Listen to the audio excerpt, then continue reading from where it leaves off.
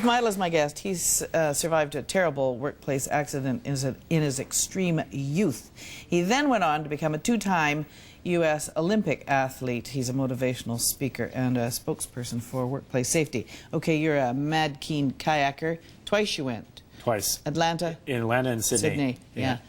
What kind of kayak? Flat water sprint kayak. It's like balancing a ball bearing. Right. Very tough, yeah. And so you were well suited to that because obviously your lower body was not going to be able to compete in any upright kind of things. And essentially what happened is I couldn't use my legs anymore, so I got into the sport of canoe paddling and kayak paddling, which is a perfect avenue for me to channel that energy, and it really helped my personality out too. It really built a lot of character. And what, you're a nice guy now and you weren't before? No, it just allowed me to really work on overcoming the adversity that I went through, and it was a great way to channel the energy. And I've always been competitive. And you had the athlete brain. Yeah, and then getting into the kayak was just something that was a perfect suit for me. Yeah. So how did you do? Well, in Atlanta, we were ranked in the top 14. In Sydney, we got knocked out in the prelims. So it was a bummer, but you go to the Olympics and it's all about the participation part of it. You work so hard for so many years, and the competition, is very tough. But one of the best things happened to me. I was elected to carry the American flag in the opening ceremonies. Your teammates really chose you, didn't they? Yeah.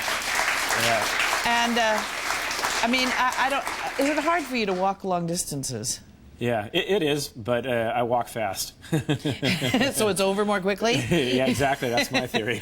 Yeah, so you must have been really psyched up to do that, huh? It was great. Oh, it was amazing. I mean, first of all, being at the Olympics is such a great thing, and congratulations, Vancouver, for the upcoming 2010 Olympics. It's going to be... it's phenomenal, and just when the world comes together and everybody comes together like that for a cause, it's just an amazing situation. I encourage everybody to go out there and support the community and be a part of the Olympic movement. It's great. Well, people are getting more and more excited, I would say, on almost a daily basis. I went to '84 to the games in Los Angeles. Oh, really? And even though Los Angelinos, they all ran away, the people that came into the city, it was the most fantastic work experience I think I've ever had. Yeah, the Olympics are nice. You were too young then. Yeah, I was 18 years old. I was working for Domino's Pizza back then. I remember that was the big deal, was how are we going to deliver these pizzas in time with all these people in L.A.? Well, it wasn't a problem because there was no traffic. Yeah, exactly. Everybody gets all terrified. Like Greece, they said it was never going to work, but wasn't it a wonderful Summer Olympics? Oh, it was phenomenal. I had so much fun, both in Atlanta. I mean, Atlanta being the home turf. But you didn't compete at Greece. No, not in Greece, no. But I can just imagine what everybody was going through, at the Olympics, all that hype. Because we did have all that in Southern California in preparation for the Olympics. We had a lot of functions before and send-off parties for all the Olympians, so it's fun to be a part of it. Oh, no kidding. When you watched the Greek games and the kayaking, were you envious? Yeah, I mean, after a while, I kind of feel like, I wonder if I should have done another 4 years and done that, but I'm very happy with the outcome and everything. You wouldn't have been too old, would you? No, I don't think so. But in kayaking, it's kind of diverse. You have a lot of young guys in the sport, and then you have guys that are in their mid-30s, like myself, that, are still competing and things. So there's a wide range of athletes. Would you train, do you think? Would you train kayakers? Well, I'm involved in a lot of the development process, and I'm encouraging a lot of kids to get involved in the sport. Plus, in canoe paddling, we have a lot of kids that belong to our club. Within our own club, we have about 60 adults and about 120 kids. So we always try to motivate the kids to, to go out there and have fun with canoeing, and hopefully we can, transform those kids into the kayak one of these days. So, have you ever been canoeing up here? No, I haven't. This is the place to go canoeing. Well, actually, in Winnipeg, we did the 1999 Pan American Games where I competed. So, yeah. What kind of? Do you have canoes? Do you have a Canadian canoe? No, I'm actually flat water sprint. Canadian canoe is the other discipline, the high kneel canoe. Well, oh yeah, so where you have to go like this on your knees. Side, you don't want to do that. I can't do that. Yeah. No.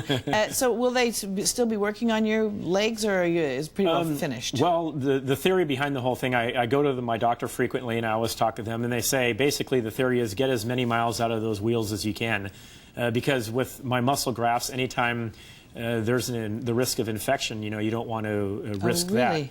So we're going to wait.